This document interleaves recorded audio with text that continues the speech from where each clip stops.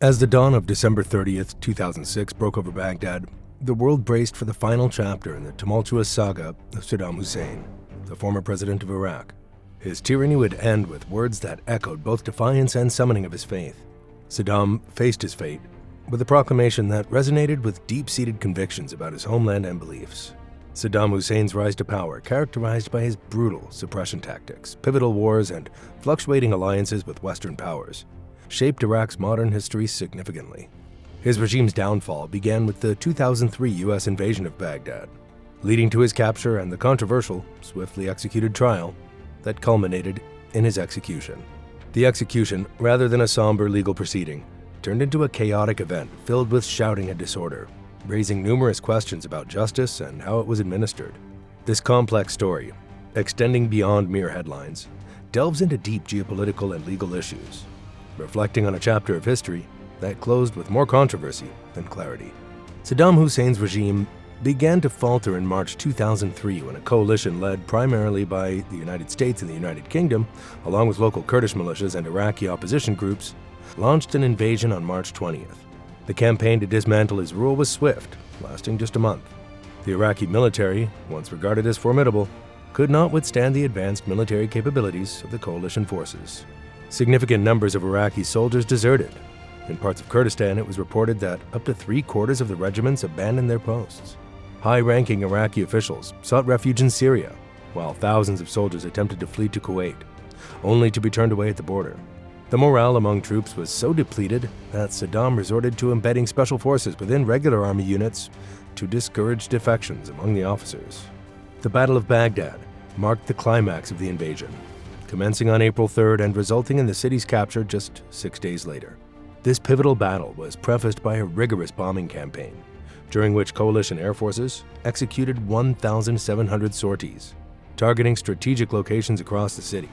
In quick succession, coalition forces secured key points including the airport, presidential palaces, and significant government facilities.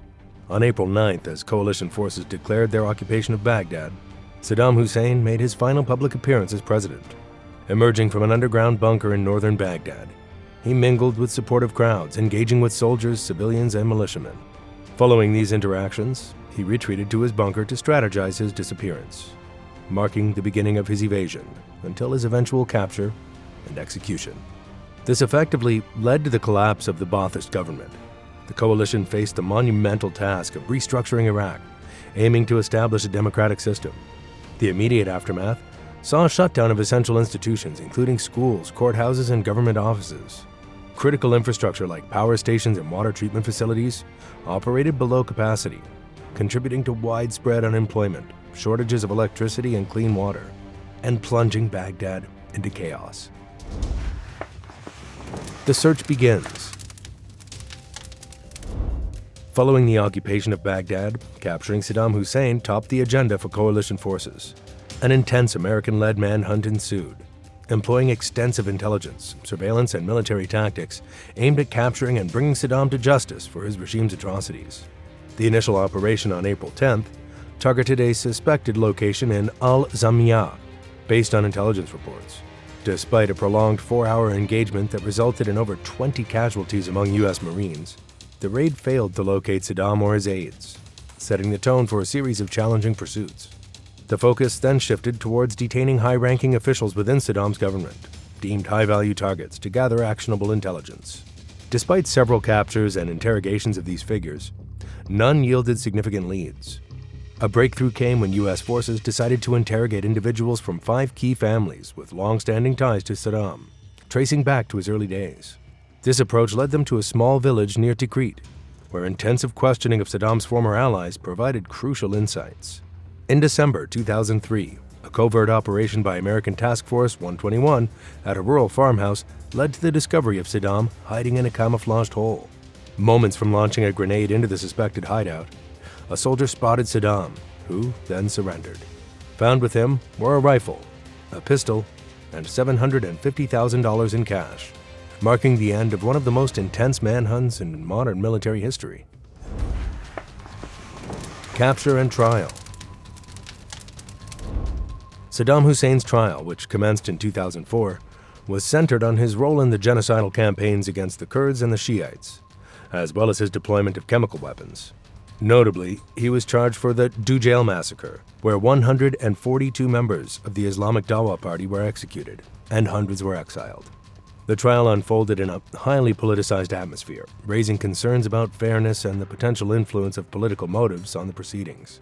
There were debates about whether it would be more appropriate to conduct his trial under the International Criminal Court, but it was ultimately decided that the trial would be held in Iraq by Iraqis.